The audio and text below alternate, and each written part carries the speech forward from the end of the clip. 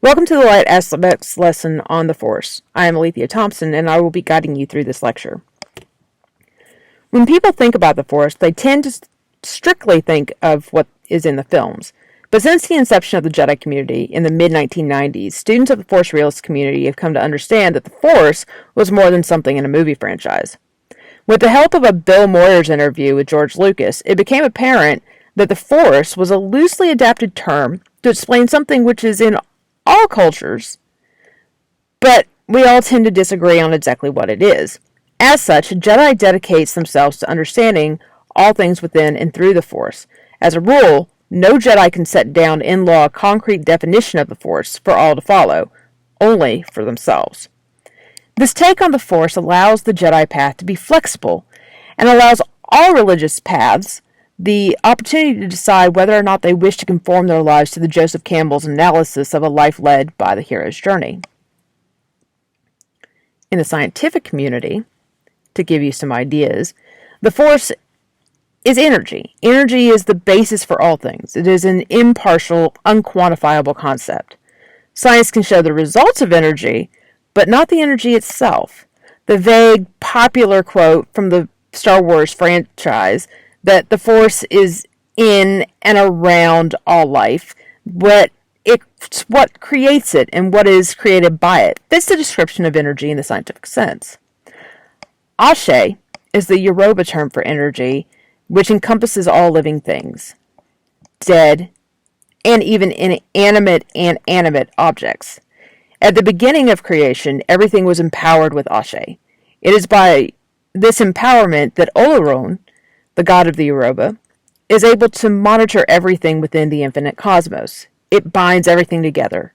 Because of Ashe, Olorun is able to split himself up so as to provide mediators between the humans and himself.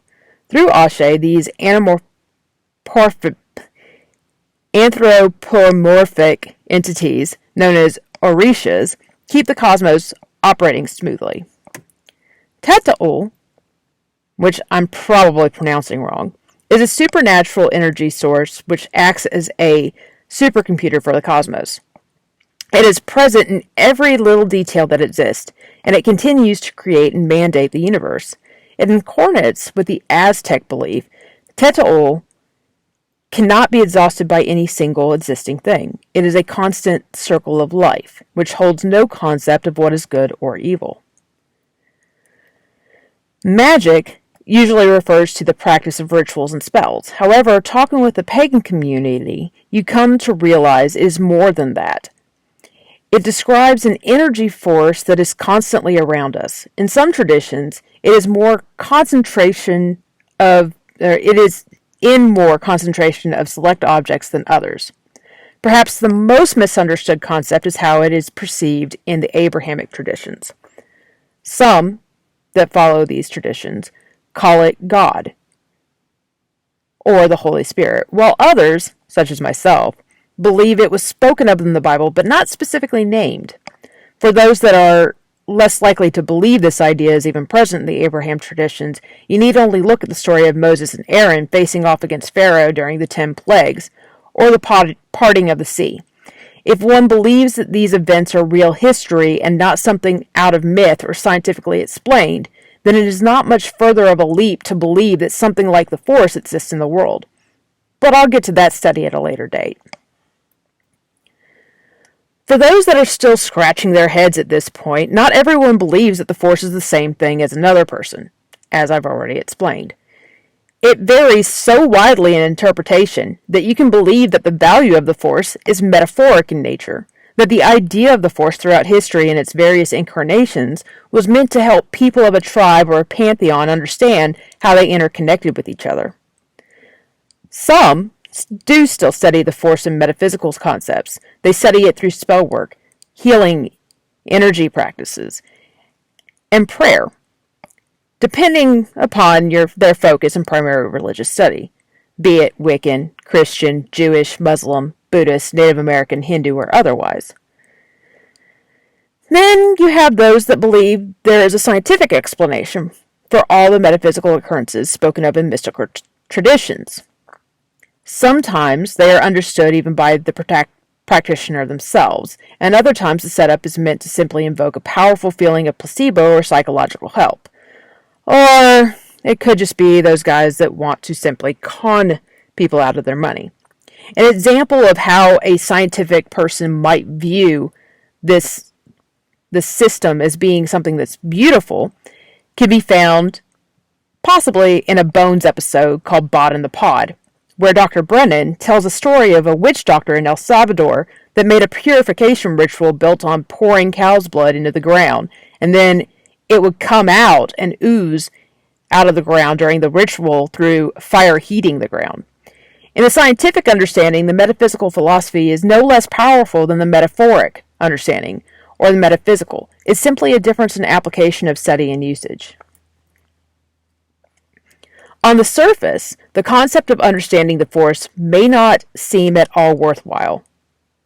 However, if we look through the ages, a lot of people were enriched, and they were able to enrich the lives of those around them by dedicating their life to the concept various Force realists attribute to the overall term, the Force. Jews of old found that placing their faith in something higher than themselves allowed them the courage to move forward in whatever action they believed would aid the survival of their society. And later, this ideology would spread through the new interpretation given to us by Jesus of Nazareth. The Hindus, likewise, found that celebrating various aspects of life through the myths and legends of their ancestors gave rise to a life that could be inspiring in everything. This belief that all things are sacred and created by a divine spark can make life worth exploring when the consciousness finally left life boring.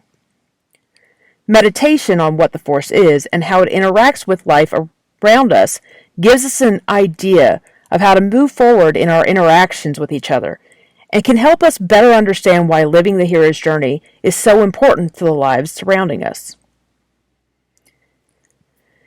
At some point, we reach a plateau where we think we understand the world. We might look into concepts like The Secret and believe this is how the world works, and that's when problems begin to emerge. The moment you stop challenging what you believe and simply believe with the crowd is a problem. A Jedi must remain flexible in their views of the Force and discover whether or not their worldview needs adjustment, expansion, or even rejecting old ideas when they no longer hold water. Oftentimes, practitioners of mysticism get lost in their mysticism. A Jedi should always strive to determine what practices are useful to helping people in the real world, and which ones are truly detrimental. Astral travel, for example, can be a fabulous tool for learning how to deal with problems in everyday life. But most of those people who want to deal with the astral world become astral junkies. They have no trained guide to help them recognize the differences between the importance of this plane that I am speaking on and the importance of the one that they might travel into. Most people that act as guides are honestly complete idiots. They typically end up being astral junkies too. Then you have the types that see energy healers like John Chang and want to chase after that gift. But they find a school that forces them to meditate for 10,000 plus hours without going into what other benefits a meditation can bring. So they waste away in clearing their mind for the end goal, never gaining anything further from it. What is more distressing is that getting the right information from a spiritual practice can be difficult. Sometimes you find people that claim great knowledge in a study of a particular metaphysical field. Modern books, in a time when there's no need for peer review, and a publisher will simply latch onto whatever they believe will sell, tend to be half-studied by the author. And even at that, to believe that you can learn everything from a book is folly. Not only is experience the best teacher, but you have to find people that understand the art, dedicate themselves to it, if you want to advance in any of the areas such as energy healing or shamanic training. The Jedi's primary duty, as Matthew Stover puts it in his book Shatterpoint, is to protect civilization because civilization creates peace. As such, the metaphysical aspects of the Force may not have any relevance in exploration, but rather it might be worth more to study the mundane aspects, such as developing empathic talents to communicate better with others. It's wonderful to have a belief that telekinesis may be possible, but studying telekinesis and living for the possibility it might be obtainable when you can be impacting the world around you simply detracts from both life and the purpose of a Jedi. It is because there is value in meditation and the exploration of using meditation as a method of focus on the world around us that the prowess spiritual art in the Jedi Compass specifies this is all that's necessary for one to cultivate. Furthermore, it is the cornerstone of all spiritual practices, as meditation can help you better tap into your thoughts and how you wish to make request of the divine.